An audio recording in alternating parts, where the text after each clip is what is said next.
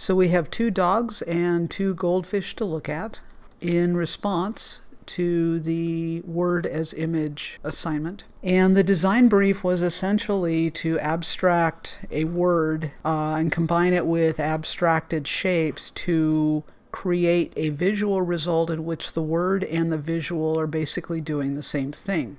And we wanted to keep it icon or symbol, so we wanted to avoid illustration and over-explaining.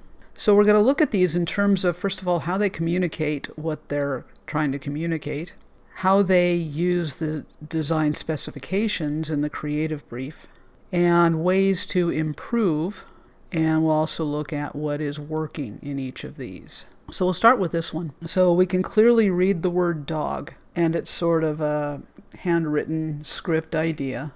And then the front leg, the foreleg, is added on. This is actually a really strong solution because it's simple, it's very clear in what it's presenting, and it's very clever. It's very intelligent in how it's presenting the idea. It's actually looking at the shapes of the letter forms and looking at the shape of your basic dog with a head, a tail, a torso area, and front legs and back legs, and merging those two things together into one new idea. It is working on a fairly comfortable, fairly even height to width ratio. Remember that your design was supposed to be 8 by 8 inches, so fitting it into that square, that 1-to-1 proportion, was one of the requirements. And this does that very well. It uses this distance, so from here to here, and then the vertical distance from here to the bottom are equal, and that's what we're looking for, and it actually uses the space really well. It applies the 2 chromatic colors, which are appropriate for a dog, kind of a tan and then kind of a lighter pinky beige idea, and then the black, and of course on a white background, and this could easily be dropped out and put on other backgrounds. And another thing is that we can scale this and it will still read. It works on a variety of levels, and it's a very strong solution to this assignment. Okay, this is a little more rectangular in understanding, so it's not utilizing the full height to width understanding.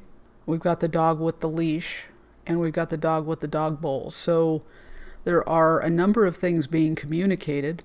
If we're communicating the idea of dog, do we need the dog bowl? Do we need the leash? Do we need the cone collar? So this is more complicated than it needs to be. Using the O in dog as the cone, which I'm assuming that's what this is, makes sense. It would be interesting, though, to have some reason. If that's a cone collar, there should be a reason for it. Maybe there's a bandage around the paw or something like that. This is not necessary to communicate, and this is not necessary to communicate. This is a nice, elegant idea.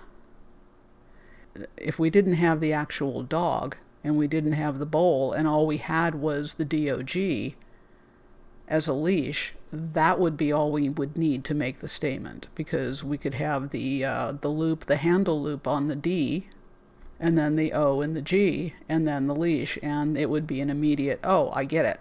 So because we have 3 different ideas, the concept of dog in terms of how it's being represented is overstated, and it's not necessary to do that. So this has gone a little bit more illustration, and it lacks elegance in communication because it has complexity, or it has complication to it.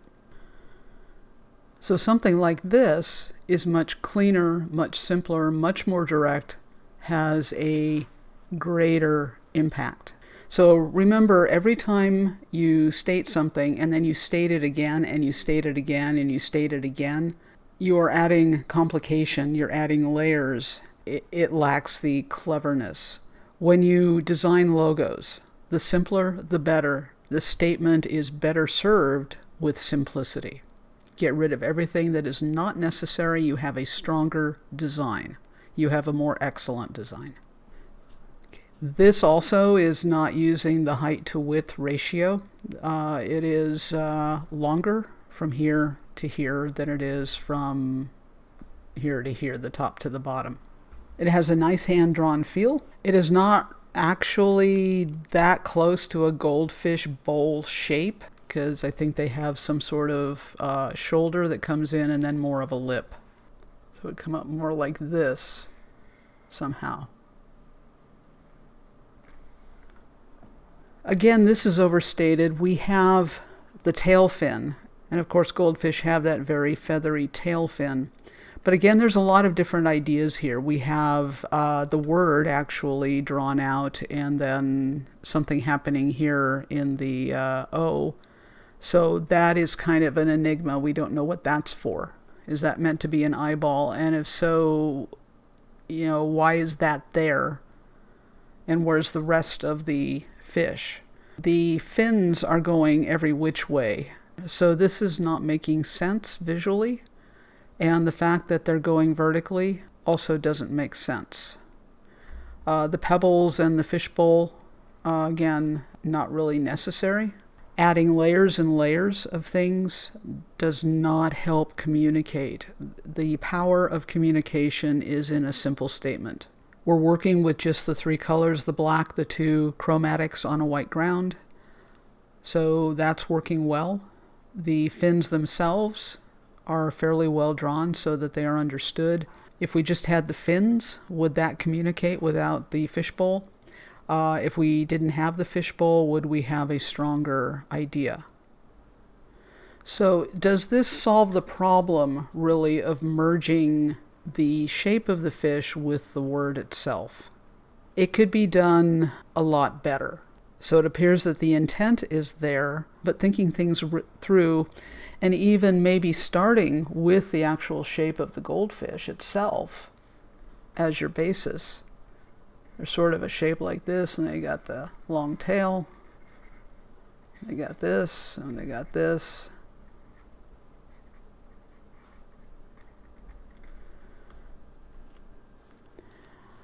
So what about starting with that shape and then figuring out how you can envelope the word into it? Or how else can you quietly suggest the actual fish within the word itself? This works pretty well. The sense of the letters being hand-drawn is there. There is an implied line shape of the fish idea coming around in here.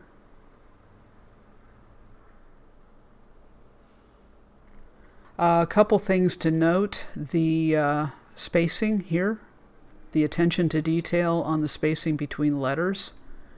There's more space over here. And although this is hand lettered, there still should be an attention to detail. So keep that in mind going forward. Also, the negative space between. This is very narrow. There's a lot more space there. There's space there. There's space there. So again, being consistent, paying attention to that detail will set your design apart, because excellence is in the details. Beauty, which relates to excellence. Beauty and excellence are ideas that are merged. Excellent design is found in the details, how the designer handles the details.